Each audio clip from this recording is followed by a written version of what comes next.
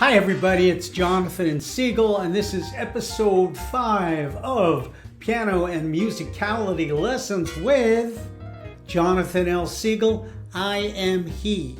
And as you may recall, we did a whole lot of umcha stuff last week. Umcha, umcha, umcha, umcha. If you don't remember umcha, go back to episode 4.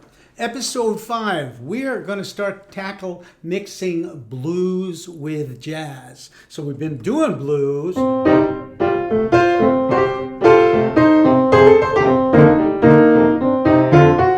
going to make some small changes.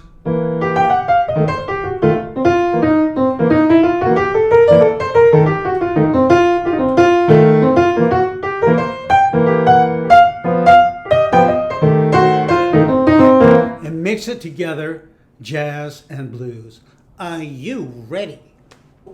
With blues, we were using this left hand.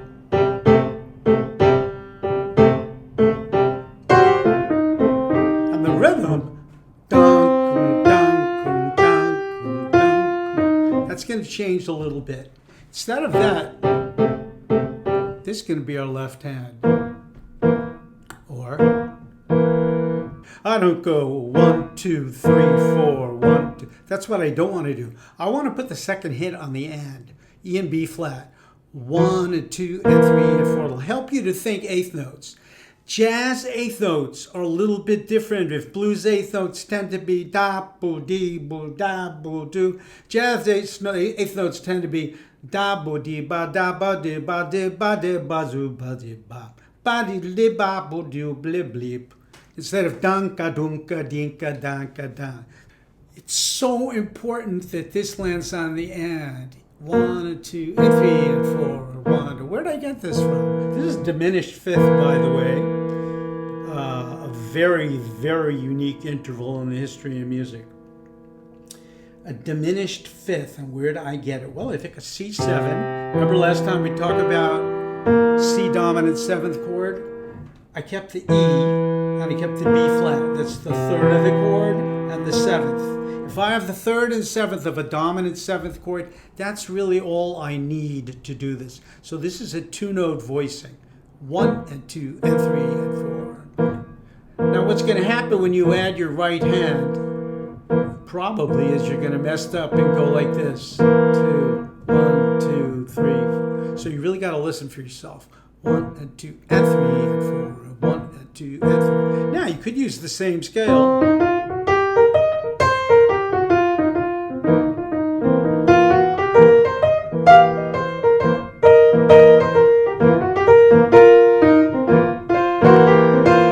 and 2 and 3 and 4. Now, in the other blues, the 12-bar blues, we went to F. Well, we can do the same thing here. Again, all I need is this diminished fifth. From the F7th chord, I'm taking the E flat and the A. So instead of going like this, which is really clunky and doesn't swing, all I got to do is this. E and B flat, E flat and A. Woo.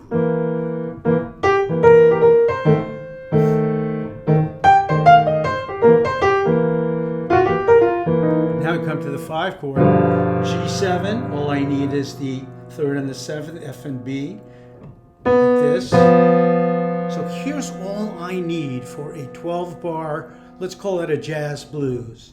E and B flat, E flat and A, E and B flat, 1, 2, 3, 4, E flat and A, E flat and A, E and B flat, E and B flat, F and B, E flat and A, E and B flat.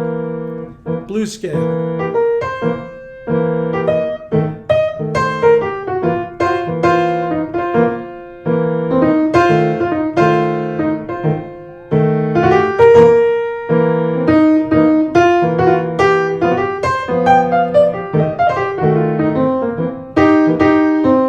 So you could work on that forever. Let's make it a little more interesting. Instead of just using the blues scale, we're going to use another scale on the C7 chord.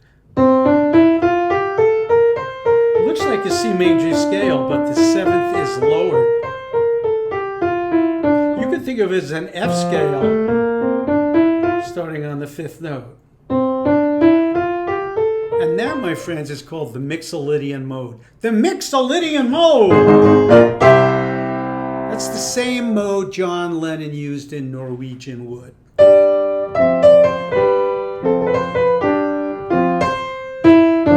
we're in this key.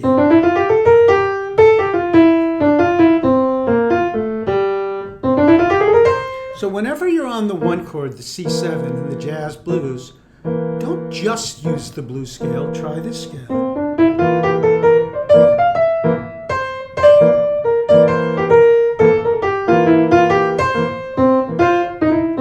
I might go back to the blues scale.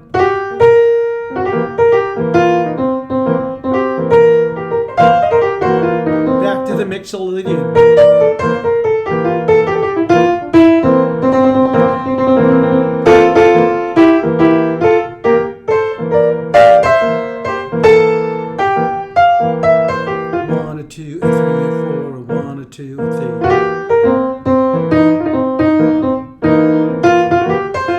So that's all I'm going to do with blues this week. E and B flat for the one chord, the C7. E flat and A for the F7. F and B for the G7. C blues scale, and also whenever you're on the one chord, you can also use C, what's it called? The Mixolydian mode. So I'll do a whole 12-bar blues.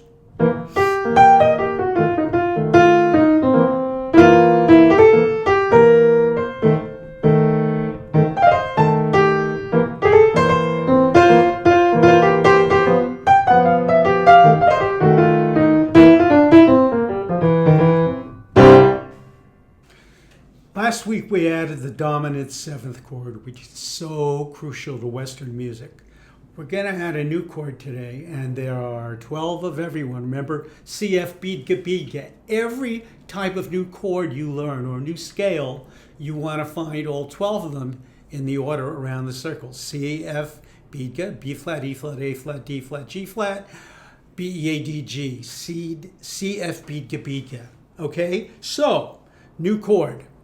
So last time we had the dominant 7th. It's a C major triad, 3 half steps above. That's your basic blues, rock, classical, everything chord. C dominant 7, we call it C7. But what if the 7th was a white key? Ooh, totally different thing. C major scale, C major 7. Okay, that's very different. Color My World by Chicago starts like this. Major 7th. Everyone Wants to Rule the World. Sorry. Those are major 7ths. So here's the chord. C, E, G, B. Now I'm going to practice the inversions. Now, 3-note chords have 3 different positions, like a C major triad. But a 4-note chord has 4 positions. So if I invert it, C, E, G, B, I get E, G, B, C. That is a C major 7 also. Now I'm going to put the E on top and I get this funny looking thing, G, B, C, E. You know West Side Story? I feel pretty, right? That's an arpeggio of a major 7th chord. One more inversion, B, C, E, G. That's still a C major 7. And it takes me back to here. So here's how I'm going to practice my major 7th chords inversions. Until I know them really well. What's the next chord in the circle to practice? F major 7.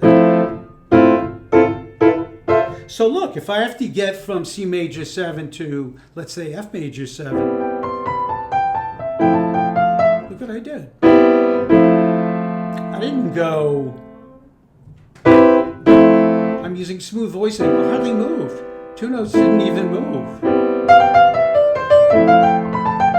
How about B flat major 7? E flat major 7? A flat major 7? So again, I like to work around here, and I can't tell you how important it is to practice inversions. Don't wait for me to show them to you every episode. So, how do I practice inversion? C major 7, F major 7, flat major 7. By the way, when I first invert this, do you see that half step? It sounds dissonant, does it? But when I add everything, it doesn't. Here it is again. Look for that half step. One more. Look for the half step, except in the root position. Half step in the middle, half step on top. Okay. Rock and roll doesn't use major sevenths quite as much as some other kinds of music. Great American Songbook, Gershwin, Cole Porter, Sinatra, Ella Fitzgerald, blah, blah, blah, blah. Lots of major sevenths in there. I have a theory that Billy Joel got a lot of flack in his rock and roll days from the heavy metal people and the rock purists because not only was he a melodist, but he wasn't afraid to use a major seventh chord. Whereas a blues-based rock band might not use them at all. So that's your major seventh. So sometimes it gets boring practicing chords around the circle or scales or whatever, but we all deal with it. But there are ways to make practicing more interesting. So I will give you an example. I'm sort of making up on the spot. I'm always looking for what's wrong with my playing and what do I need to practice to get it better. So here's a way you could practice knowing all 12 major seventh chords. So there's my major seventh. You know what I'm going to do? I'm going to take that jazz rhythm that we use in the blues and put it with the major seventh. And I'm going to improvise using the C major scale. That's the scale that most readily goes with C major seventh.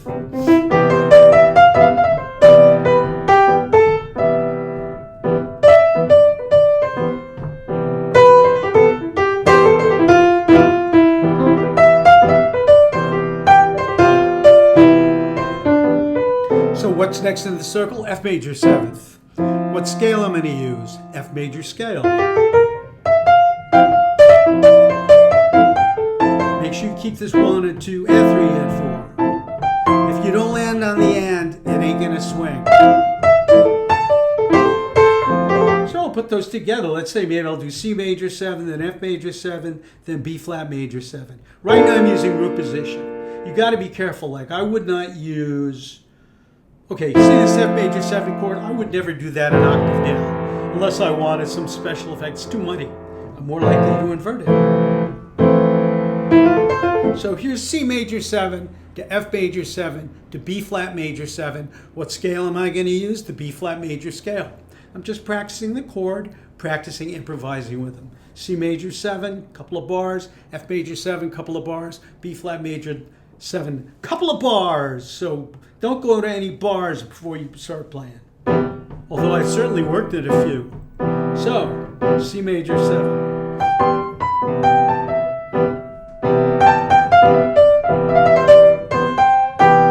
F major 7, know the scale.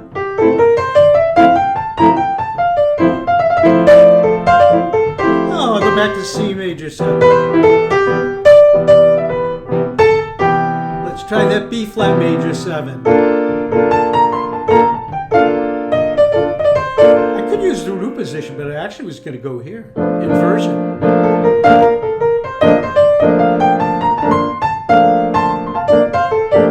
So, we talked about mixing jazz with blues. We added a new major chord, a major 7th. There's all this stuff going on. It's endless. It never ends. We're all learning. I'm learning everything. And in episode 6, I hope to be smarter than I am now. If you like this episode, please hit like, share, subscribe, practice.